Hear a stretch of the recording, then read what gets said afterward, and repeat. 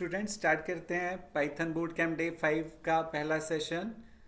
जैसे कि आप सभी जानते हो इन सभी सेशंस का एम क्या है। इन सभी सेशंस का एम है पाइथन की कंप्लीट नॉलेज देना और साथ ही में हर तरह की वेबसाइट डेवलप करवाना।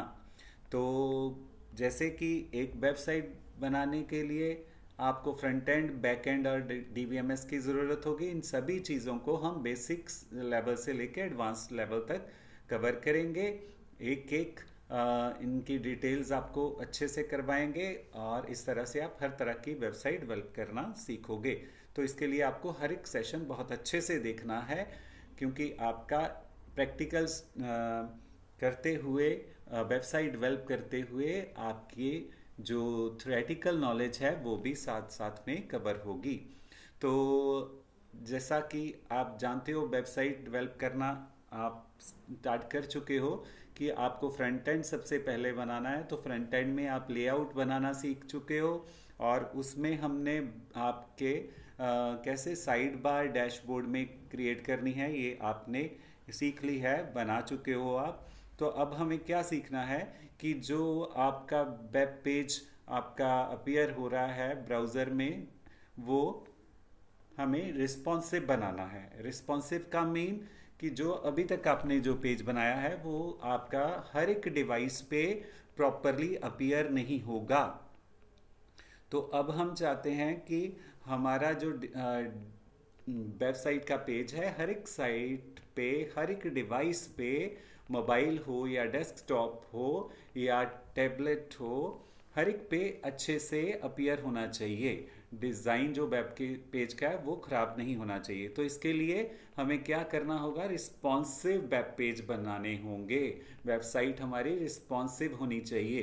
तो अब सीखते हैं क्या है रिस्पॉन्सिव साइट बनाने के लिए किन किन चीज़ों की ज़रूरत है, वो सीखेंगे हम। तो सबसे पहले आप basic H T M L skeleton, जिसे कि basic H T M L structure भी कहते हैं, वो आप देखो। पहले आप लिखना सीख चुके हो। इसमें नई चीज़ें हमने क्या ऐड की हैं, meta charset U T F -8 और meta name viewport content equal to double quote start with equal to. इन चीज़ों को आपने अभी सीखना है कि इन दो चीज़ों का, दो टैग्स का क्या यूज़ है एक वेबसाइट को रिस्पॉन्सिव बनाने के लिए। तो यहाँ पे आपको डिटेल हम दोबारा से डिस्कस नहीं करेंगे, क्योंकि पहले हम बेसिक स्ट्रक्चर बाकी डिस्कस कर चुके हैं। तो अभी हम मेटा टैग्स पे ही डिस्कशन करेंगे।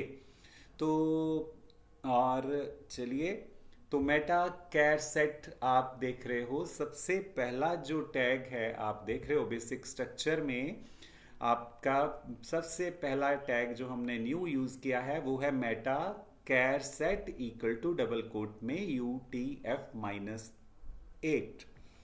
तो ये क्या यूज़ है इसका, तो ये जो टैग है ये ब्राउज़र को बताता क्या है। It tells the browser to use UTF-8 character encoding so that text is displayed correctly. तो ये ब्राउज़र को बताएगा कि ब्राउज़र को UTF-8 की जो करेक्टर एनकोडिंग स्कीम है वो इस्तेमाल करनी है। इससे क्या होगा, टेक्स्ट जो है आपका वेब पेज पे जो भी दिखाई देना है वो अच्छे से दिखाई देगा। तो करेक्टर एनकोडिंग क्या है ये भी हमने पहले वीडियो डाला हुआ है, तो उसे भी ज़रूर देखें। तो अभी हम मेटा कैर सेट में क्या आपको बता रहे हैं कि मेटा जो ये टैग है ये ब्राउज़र को क्या बताता है। ये ब्राउज़र को UTF-8 जो करेक्टर एनकोडिंग स्कीम है उसे इस्तेमाल करने के लिए कहता है। तो इससे ब्राउज़र जो है वो कौन सी स्कीम करेक्टर को एनकोड करने के लिए इस्तेमाल करेगा, UTF-8। तो इस तरह से why do we need it, अब हमें इसकी ज़रूरत क्या है ये जानते हैं। तो अभी तक तो ये पता चला कि ये ब्राउज़र को बताएगा कि ये वाली स्कीम इस्तेमाल करे, UTF-8 वाली। तो क्या ज़रूरत है? एक वेब पेज में हमने इंग्लिश लेटर्स भी लिखे होंगे, नंबर्स भी लिखे होंगे। अपने वेब पेज पे हमने इंग्लिश लेटर भी लिखे हैं जो हमारे वेब पेज पे दिखेंगे, नंबर्स भी दिखाई देंगे, सिंबल्स भी हो सकते हैं, करेंसी सिंबल भी हमें दिखाने हो सकते हैं, इमोजीज भी, और साथ ही में इंडियन लैंग्वेजेस भी हमें हिंदी, पंजाबी और भी बांग्ला, कई लैंग्वेजेस हैं जो हमने जिनमें हमें डाटा लिखा हुआ वेब पेज पे दिखाना पड़ सकता है। तो इस तरह से अगर हम UTF-8 वाली करेक्टर एनकोडिंग स्कीम नहीं इस्तेमाल करेंगे तो डाटा वेब पेज पे आपको अलग से दिखाई देगा। जैसे कि यहाँ पे हमने लिखा है, अगर आप पी टैग में ₹100 आपने लिखा, पी टैग क्लोज किया, तो इस तरह से जब ये डाटा आपका वेब पेज पे आएगा और अगर आपने UTF-8 नहीं इस्तेमाल किया तो कुछ इस तरह से आपका डाटा वेब पेज पे अपीयर होगा, जो आप राइट साइड पे देख रहे हो 100 कैसे लिखा आया है। और इसी तरह पी टैग में अगर आपने नमस्ते हिंदी में लिखा तो ये आपको जब आप वेब पेज देखोगे तो इस तरह से आउटपुट दिखाई देगा। क्यों? क्योंकि आपका जो वेब पेज है वो UTF-8 वाली करेक्टर एनकोडिंग स्कीम इस्तेमाल नहीं कर रहा है। तो इस तरह से अब हम इस प्रॉब्लम को दूर करने के लिए क्या करते हैं, UTF-8 जो स्कीम है वो यूज़ करते हैं। मेटा टैग में इस्तेमाल करके क्या लिखना होता है, meta tag charset equal to double quote में UTF-8। तो इस तरह से इसे इस्तेमाल करने के बाद आपका एग्जैक्ट जैसे आपने लिखा है वैसे ही आपको दिखने लगेगा वेब पेज पे। और अब आप जान चुके हो कि मेटा केयर सेट क्यों इस्तेमाल करना है आपको। ये हेड सेक्शन के अंडर ही लिखना है, सेटिंग्स हैं ये हमारे वेब पेज की, तो आपको लिखनी होंगी। तो बिल्कुल बेसिक चीज़ों का भी हमें नॉलेज होना चाहिए। तो अगर हम छोटी सी छोटी चीज़ को छोड़ेंगे तो हमारी जो एक प्रोफेशनल वेबसाइट है वो नहीं बन पाएगी और आप प्रॉब्लम फेस करोगे। तो इस तरह से आपने जाना कि वाई इज़ UTF-8 बहुत पॉपुलर क्यों है। Why is UTF-8 so popular. तो UTF-8 क्या सपोर्ट करता है, किन लैंग्वेजेस को सपोर्ट करता है? ABC को भी इंग्लिश लैंग्वेज को सपोर्ट कर दिया, हिंदी को, बंगाली को, तमिल को, चाइनीज़ को, जापानीज़ को, Arabic, emojis and most languages in the world ये जो स्कीम है कवर करती है। तो आपको अब जब भी वेब पेज बनाना है अपनी साइट का तो इसे लिखना नहीं भूलना है।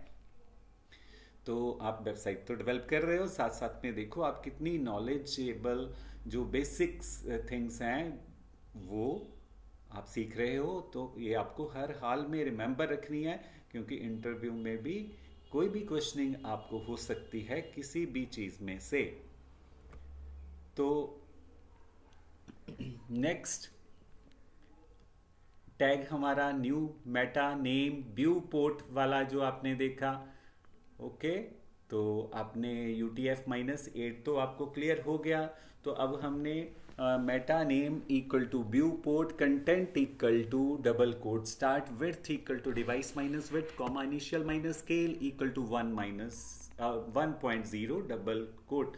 ये टैग क्यों लिखना है? What this tag does for us, ये टैग हमारे लिए क्या करता है? जैसे कि हमने कहा अभी तक आपने जितना भी पेज बनाया है वो अगर आप अलग अलग डिवाइस पे रन करोगे तो हो सकता है आपका वो पेज एक जैसा हर एक डिवाइस पे ना दिखे। तो डिज़ाइन हो सकता है आपका अलग अलग डिवाइस पे खराब दिखे। तो इस प्रॉब्लम को दूर करना है हमें, तो इसलिए इस टैग को इस्तेमाल करना है अपने हेड सेक्शन में। तो width equal to device minus width जो है ये क्या करता है? Name equal to viewport तो आपको पता है कि स्क्रीन की विड्थ जो है या हाइट है, व्यू पोर्ट स्क्रीन को कहा जाता है ना। तो इस तरह से यहाँ पे width equal to device minus width जो लिखा है, इसका क्या पर्पस है? It makes the page width match the screen width of the device. ये क्या करता है? ये जो आपके पेज की विड्थ है, जो भी आपने पेज बनाया है उसकी जो भी विड्थ है उसको मैच करेगा स्क्रीन की विड्थ से, और इस तरह से एडजस्टमेंट करेगा ताकि आपका वेब पेज का जो डिज़ाइन है वो अलग अलग डिवाइस पे खराब ना हो। तो ये पेज की विड्थ को मैच करेगा किसके साथ? स्क्रीन की विड्थ के साथ। तो next, initial minus scale equal to 1.0 जो है, ये एट्रीब्यूट क्या करेगा? It sets the initial zoom level to normal when the page loads. जब भी आपका पेज किसी भी डिवाइस पे लोड होगा तो वो कैसे दिखना चाहिए, वो उसकी जो विजिबिलिटी है वो रीडेबल होनी चाहिए, आपको जूम ना करना पड़े। तो इनिशियल स्केल जो है वो कितना हो? 1.0 हो। तो ये जब भी आपका पेज लोड होगा किसी भी डिवाइस पे तो उसकी जूमिंग लेवल कितनी होगी? 1.0।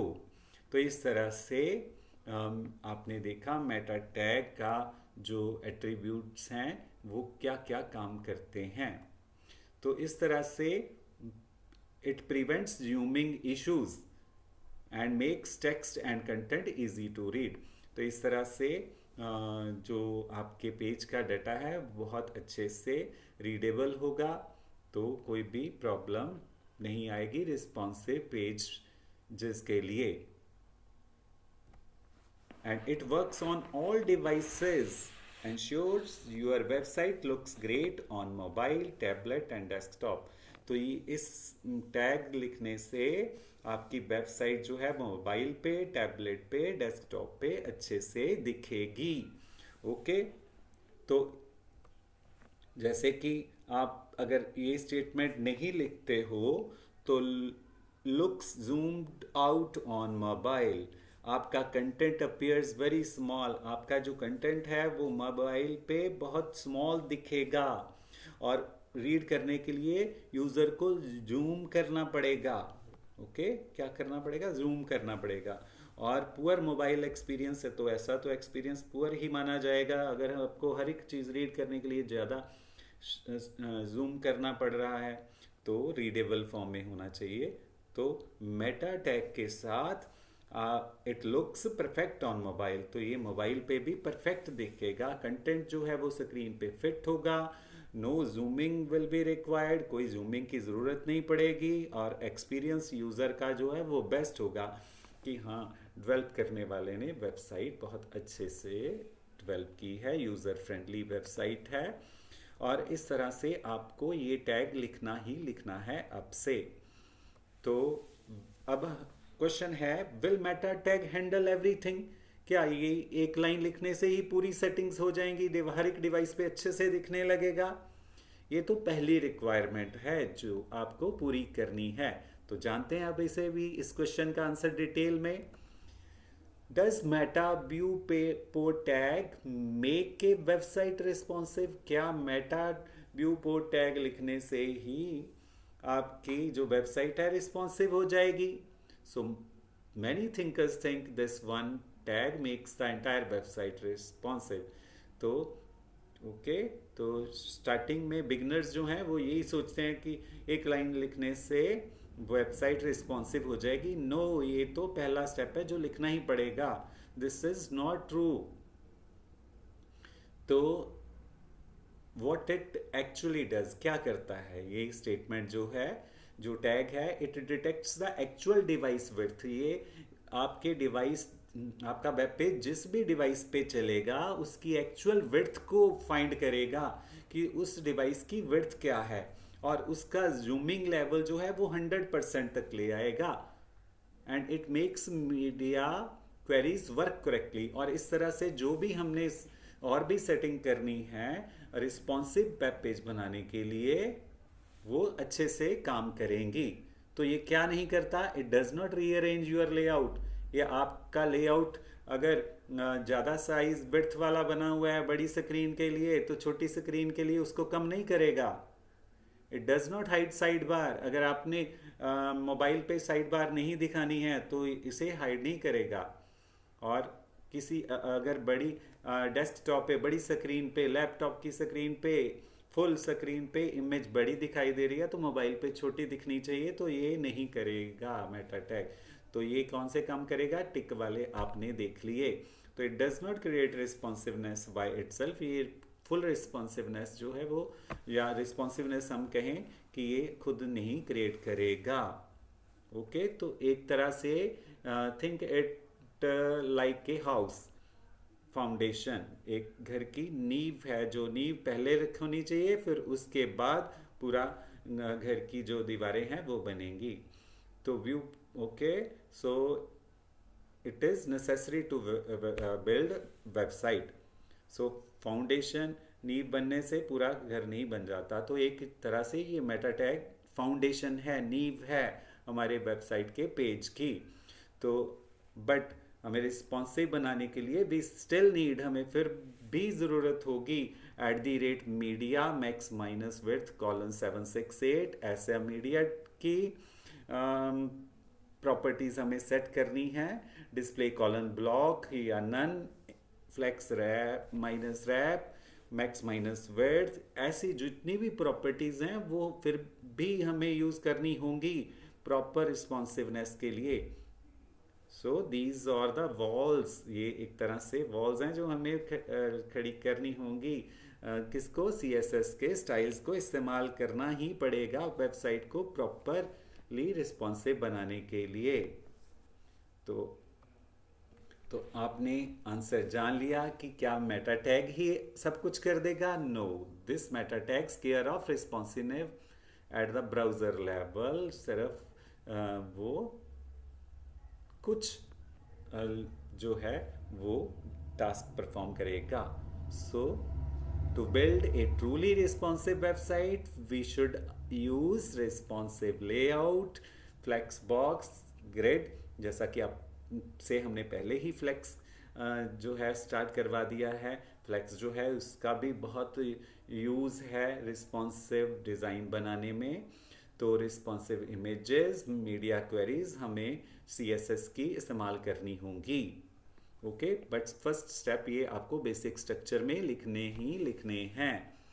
तो आई होप कि आपको अच्छे से समझ आया होगा ये सेशन, और इस सेशन की जो भी थ्योरेटिकल नॉलेज है वो आपको हर समय अच्छे से क्रैम रहनी चाहिए। तो अब हम सीखेंगे नेक्स्ट सेशन में पाइथन बूट कैम्प डे 5 का सेकंड सेशन।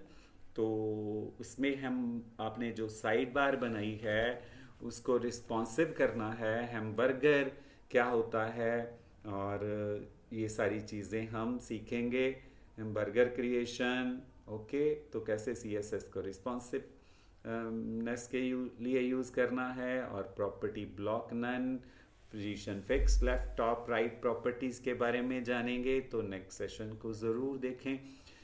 नेक्स्ट सेशन ही क्या, सारे सेशंस आपको अच्छे से देखने पड़ेंगे, तभी ही आप बना पाओगे।